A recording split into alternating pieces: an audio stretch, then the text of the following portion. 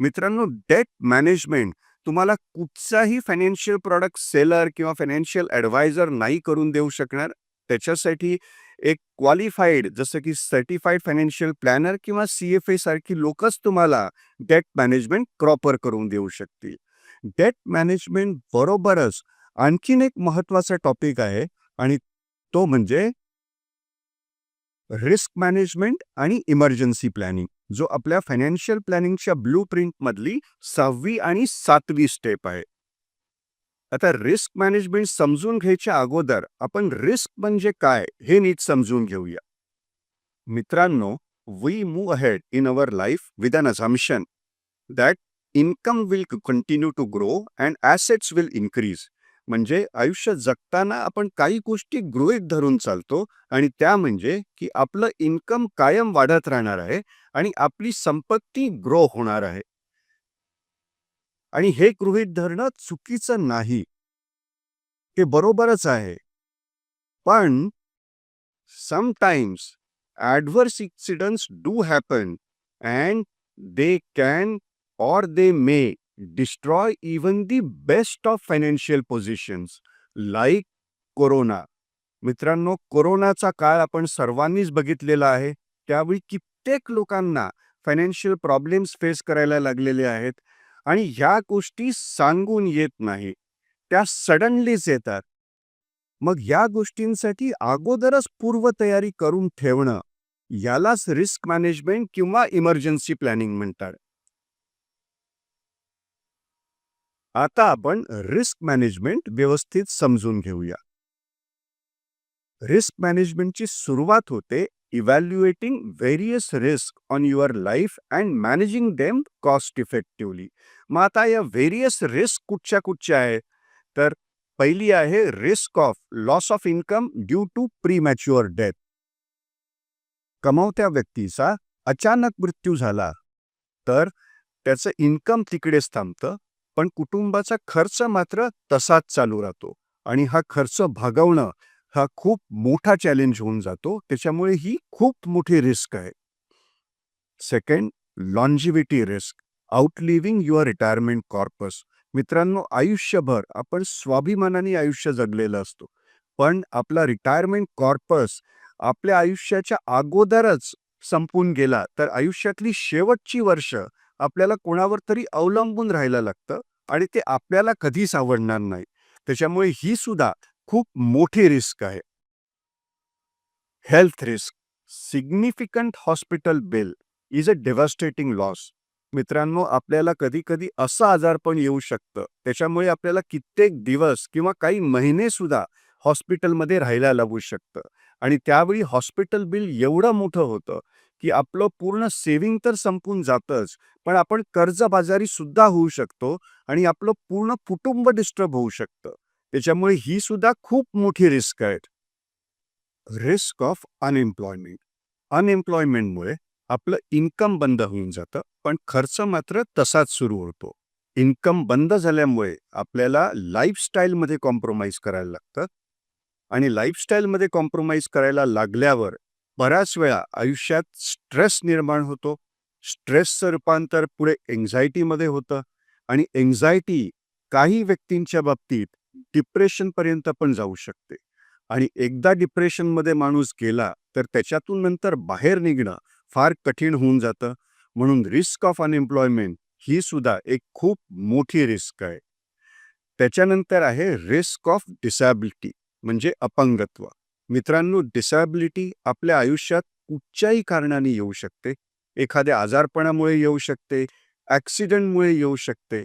पण डिसॅबिलिटी आल्यामुळे काय होतं तर आपली काम करण्याची क्षमता कमी होऊन जाते.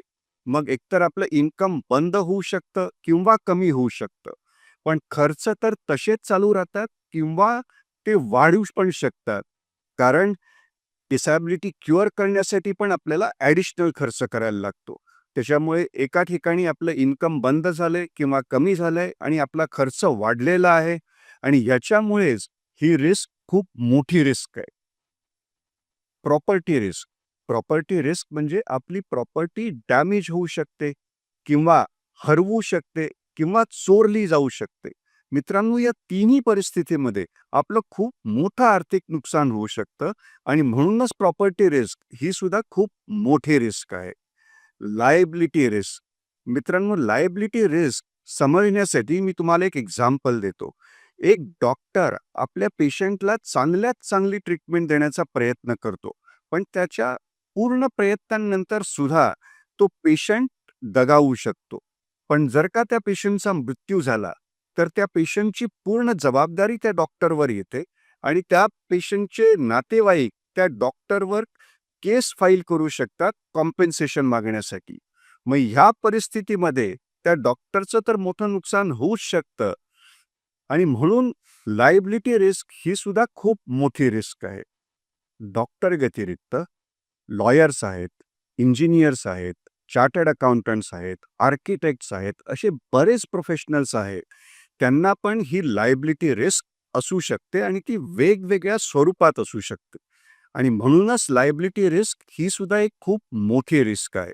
मित्रांनो, ह्या टाईपच्या किंवा आणखीन बऱ्याच रिस्क आपल्या आयुष्यात येऊ शकतात. पण अशा रिस्क आपल्या आयुष्यात आल्यास तर त्या इफेक्टिव्हली मॅनेज करता याव्या आणि त्यासुद्धा कॉस्ट इफेक्टिव्हली म्हणजे कमीत कमी खर्चात मॅनेज करता याव्या. यासाठी ज्या काही प्रोव्हिजन्स आपल्याला आत्ताच करायच्या असतात, त्याला आपण म्हणतो रिस्क मॅनेजमेंट. आता रिस्क मॅनेजमेंटमधली दुसरी स्टेप आहे calculating exact life cover required based on your income, expenses, responsibilities and liabilities. मित्रांनो, एक्झॅक्ट लाईफ कव्हर किती रिक्वायर्ड आहे हे कॅल्क्युलेट करण्यासाठी बरेच फॅक्टर्स कन्सिडर करायला लागतात, पण त्यातले महत्त्वाचे फॅक्टर्स असतात इन्कम, एक्सपेन्स, रिस्पॉन्सिबिलिटीज आणि लायबिलिटीज. हे फॅक्टर्स कन्सिडर केल्याशिवाय तुम्हाला तुमची एक्झॅक्ट लाईफ कव्हर रिक्वायरमेंट कधीच समजणार नाही.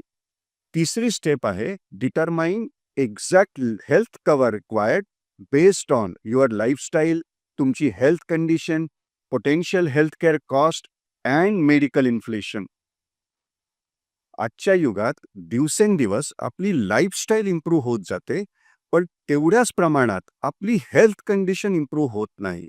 इनफॅक्ट आजच्या धकाधकीच्या जगात आपल्या हेल्थ कंडिशनकडे आपलं दुर्लक्षच होतं. हेल्थ केअर कॉस्ट दिवसेंदिवस वाढत चाललेली आहे. जशी आपली लाईफस्टाईल इम्प्रूव्ह होते, आपली हेल्थ केअर कॉस्ट पण वाढते. कारण उद्या आपल्याला जर का काही आजार झाला, तर आपण ट्रीटमेंट चांगल्यात चांगल्या हॉस्पिटलमधून करून घेण्याचा प्रयत्न करतो. त्याच्यामुळे हेल्थ केअर कॉस्ट वाढते आणि मेडिकल इन्फ्लेशन हे भारतामध्ये सगळ्या कमोडिटींमधलं सगळ्यात जास्त इन्फ्लेशन आहे. आता तुमच्या आयुष्यातल्या व्हेरियस रिस्क समजून घेणं, एक्झॅक्ट लाईफ कव्हर कॅल्क्युलेट करणं, एक्झॅक्ट हेल्थ कव्हर डिटरमाइन करणं आणि हे सगळं केल्यानंतर मग recommendation of appropriate products with all suitable features आणि ते सुद्धा at a very minimal cost, ही आहे आपल्या रिस्क मॅनेजमेंटची चौथी स्टेप. आणि या चारही स्टेप्सलाच म्हणतात कंप्लीट रिस्क मॅनेजमेंट. आता रिस्क मॅनेजमेंट प्रॅक्टिकली कसं केलं जातं हे आपण रवीच्याच एक्झाम्पलवरून समजून घेऊया. समजा रवीचं वय आहे 35 वर्ष. रवीचे ॲन्युअल एक्सपेन्सेस आहेत आपण मगाशी बघितल्याप्रमाणे 5 लाख रुपये आणि हे 6% दरवर्षी वाढत आहेत. याचा अर्थ काय? रवीचा आजचा खर्च वर्षाला 5 लाख रुपयाचा आहे आणि ह्याच खर्चाची पुढच्या वर्षीची व्हॅल्यू राहणार आहे 5,30,000 रुपये. त्याच्या पुढच्या वर्षी ह्याच खर्चाची व्हॅल्यू राहणार आहे 5,61,000 रुपये आणि हे वाढतच जाणार आहे कारण आपला महागाई दर हा 6% असतो. आजपासून रवीच्या वाईफचं उर्वरित आयुष्य 65 वर्षाचं आहे असं कन्सिडर केलेलं आहे. याचा अर्थ रवीच्या पश्चात पुढचे 65 वर्ष तिला रेग्युलर एक्सपेन्सेस करायचे आहे. रवीवर आज 36 लाख रुपयाचं लोन आहे. रवीची सगळ्यात मोठी जबाबदारी म्हणजे त्याच्या मुलांचं हायर एज्युकेशन आणि मॅरेज. त्याच्यासाठी आज 50 लाख रुपये रवीला लागणार आहेत. मित्रांनो, ह्या सगळ्या गोष्टी कन्सिडर केल्यानंतर म्हणजे त्याचे ॲन्युअल एक्सपेन्सेस जे दरवर्षी 6% वाढणार आहेत. 65 वर्ष हे ॲन्युअल एक्सपेन्सेस त्याच्या पश्चात त्याच्या फॅमिलीला मिळाले पाहिजेत. त्याच्यावरचं एक्झिस्टिंग लोन आणि त्याच्या जबाबदाऱ्या या सगळ्या गोष्टी कन्सिडर केल्यानंतर Ravi needs the life cover of 3 crore rupees today. याचा अर्थ काय की रवीच्या पश्चात हे 3 करोड रुपये त्याच्या फॅमिलीला मिळतील. त्याच्यामध्ये रवीच्या फॅमिलीचं पुढचं 65 वर्षाचं आयुष्य एकदम इझी होऊन जाईल. त्याचं 36 लाख रुपयाचं एक्झिस्टिंग लोन क्लिअर होऊन जाईल आणि त्याच्या मुलांच्या लग्नासाठी आणि हायर एज्युकेशनसाठी आजच 50 लाख रुपये बाजूला काढून ठेवता येतील. आता ही 3 करोड रुपयाची फिगर कशी आली तर तुम्हाला आठवत असेल आपण सुरू केलं आयडेंटिफिकेशन ऑफ गोल्स, त्याच्यानंतर इन्व्हेस्टमेंट बेस्ड गोल प्लॅनिंग, मग आपण आलो पर्सनल फायनान्स मॅनेजमेंटवर, त्याच्यानंतर आलो आपण ॲसेट मॅनेजमेंट किंवा वेल्थ मॅनेजमेंटवर, मग डेट मॅनेजमेंट आणि सगळ्यात शेवटी आता आपण रिस्क मॅनेजमेंट करतोय. मित्रांनो, हे एवढं सगळं कन्सिडर केल्यानंतरच आपण 3 करोड या एक्झॅक्ट फिगरपर्यंत पोचू शकतो. मित्रांनो, हो एवढं कॅल्क्युलेशन एखादा नॉर्मल फायनान्शियल प्रोडक्ट सेलर किंवा लाईफ इन्शुरन्स एजंट नाही करू शकत. ते एक प्रोफेशनलच फक्त करू शकतो. आणि म्हणून रिस्क मॅनेजमेंट किंवा तुमचं लाईफ इन्शुरन्सचं एक्झॅक्ट कॅल्क्युलेशन हे एखाद्या प्रोफेशनलकडूनच करून घेतलेलं कधीही चांगलं.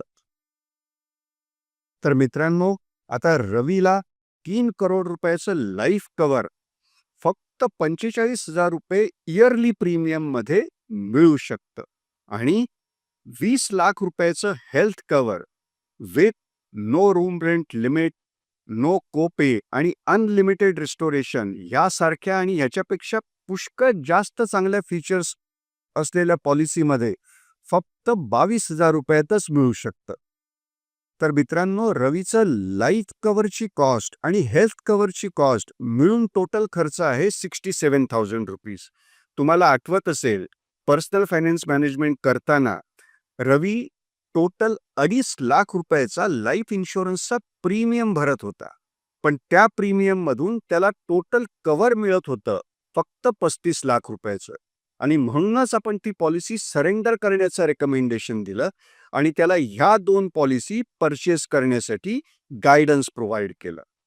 आणि यामुळेच रवीचं रिस्क मॅनेजमेंट खूप कमी कॉस्टमध्ये पण कम्प्लीट होऊन गेलं. तर हीच आहे आपल्या फायनान्शियल फ्रीडम जर्नीमधली 6वी स्टेप.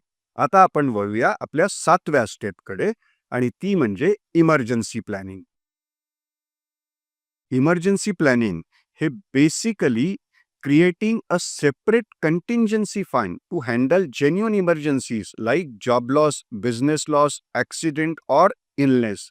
म्हणजे आपल्या आयुष्यात ज्या जेन्युइन इमर्जन्सीज येऊ शकतात, जसं की जॉब लॉस आहे किंवा बिझनेसमधून लॉस झाला, ॲक्सिडेंट झाला, सडनली हॉस्पिटलमध्ये जायला लागलं, असा एखादा आजार आला ज्याच्यामुळे सडनली आपल्याला काही खर्च करायला लागला, तर त्यासाठी आपल्याकडे एक सेपरेट फंड असायला पाहिजे जो आपल्याला कधीही उपलब्ध करून घेता येईल.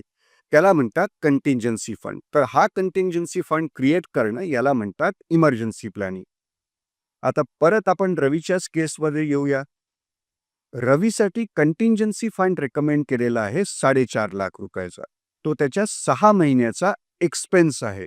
आता 6 महिन्याचा एक्सपेन्स कसा, तर तुम्हाला आठवत असेल रवीचा वार्षिक खर्च होता 5 लाख रुपये आणि त्याचा इयरली EMI होता 4 लाख रुपये. याचा अर्थ त्याचे टोटल एक्सपेन्सेस वर्षाचे होते 9 लाख रुपये आणि म्हणून 6 महिन्याचे एक्सपेन्सेस आपण 4.5 लाख रुपये कन्सिडर केले. आता रवीसाठी मी 6 महिन्याचे एक्सपेन्सेस कंटिंजन्सी फंड म्हणून रेकमेंड केलेले आहेत, पण ही जनरल गाईडलाईन नाही. ही प्रत्येकासाठी वेगळे वेगळे रेकमेंडेशन्स असतात. तुमच्या एक्झिस्टिंग फायनान्शियल प्रोफाईलवरून ते ठरतात.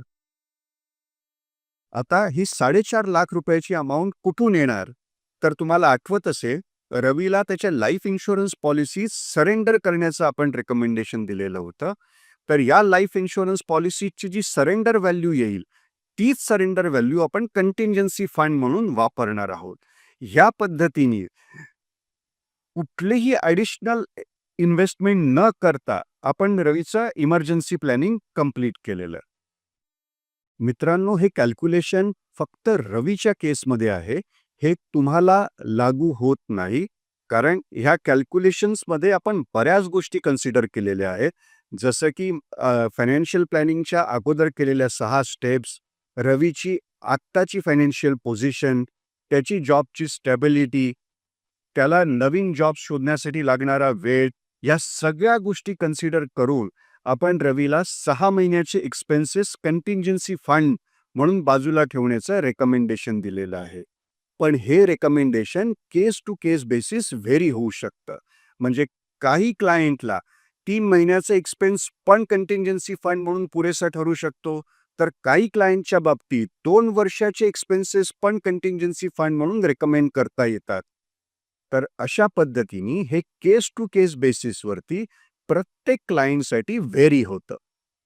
तर मित्रांनो, हे झालं इमर्जन्सी प्लॅनिंग.